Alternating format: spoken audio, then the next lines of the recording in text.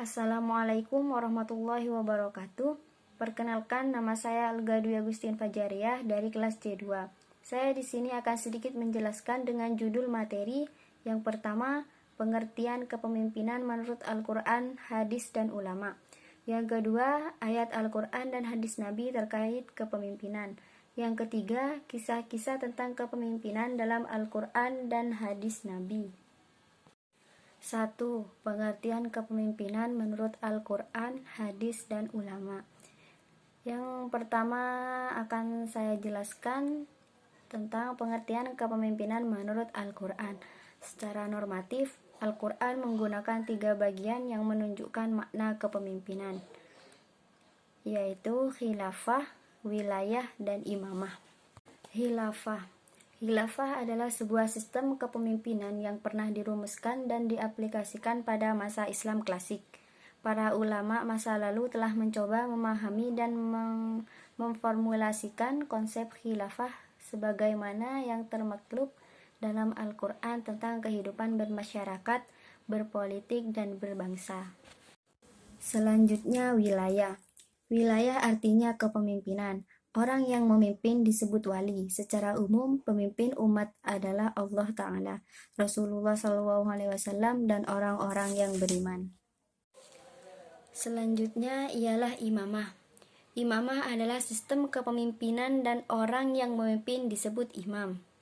Imamah adalah kepemimpinan yang bersifat umum, baik kepemimpinan negara atau kepemimpinan ibadah mahdoh seperti sholat.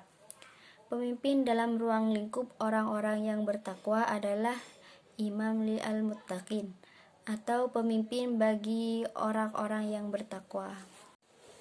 Selanjutnya yang kedua yaitu pengertian kepemimpinan menurut hadis.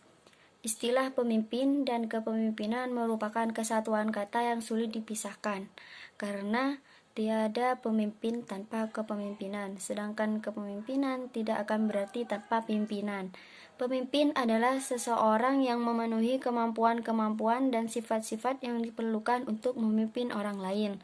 Dalam istilah kata pemimpin, identik dengan imam, khalifah, dan ulil amri.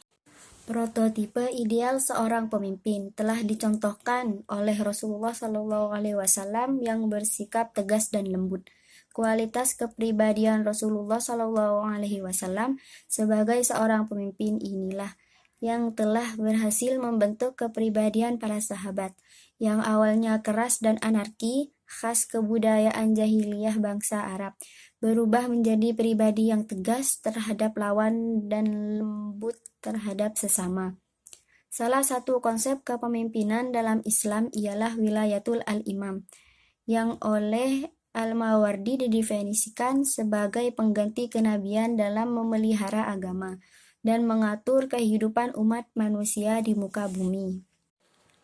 Selanjutnya yang ketiga yaitu pengertian kepemimpinan menurut ulama. Kepemimpinan didefinisikan sebagai aktivitas atau kemampuan seseorang atau aktivitas untuk mempengaruhi, menggerakkan, mengarahkan, menuntun, membimbing, dan mengendalikan sumber daya manusia yang ada, agar mereka mau bekerja sama dengan baik guna mencapai tujuan organisasi. 2. Ayat Al-Quran dan hadis Nabi terkait kepemimpinan. Ayat Al-Quran terkait kepemimpinan adalah A'udzubillahi minasyaitonirrajim. Bismillahirrahmanirrahim. Wa idza qala rabbuka lil malaikati inni ja'ilun fil ardi khalifah qalu ataj'alu fiha may yufsidu fiha wa yasfiku dima wa nahnu nusabbihu bihamdika wa nuqaddisu lak qala inni a'lamu ma la ta'lamun, yang artinya, dan ingatlah ketika Tuhanmu berfirman kepada para malaikat, aku hendak menjadikan khalifah di bumi. Mereka berkata, apakah engkau hendak menjadikan orang yang merusak dan menumpahkan darah di sana, sedangkan kami bertasbih memujimu dan menyucikan namamu?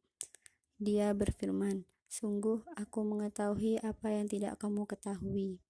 Quran Surah Al-Baqarah ayat 30.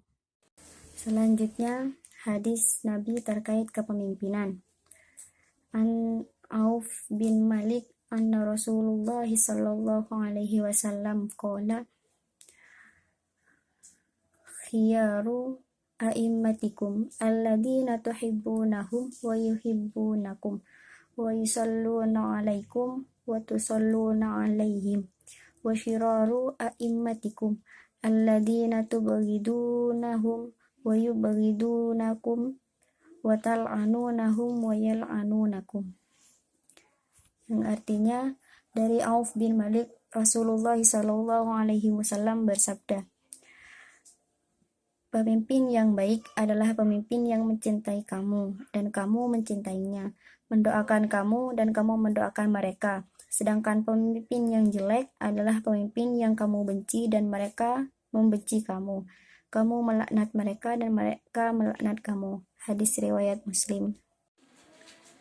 Yang ketiga sekaligus yang terakhir, kisah-kisah tentang kepemimpinan dalam Al-Quran dan hadis Nabi. Kepemimpinan Islam pada zaman Nabi Muhammad SAW dimulai sejak pindah dari Mekah ke Yathrib atau Madinah.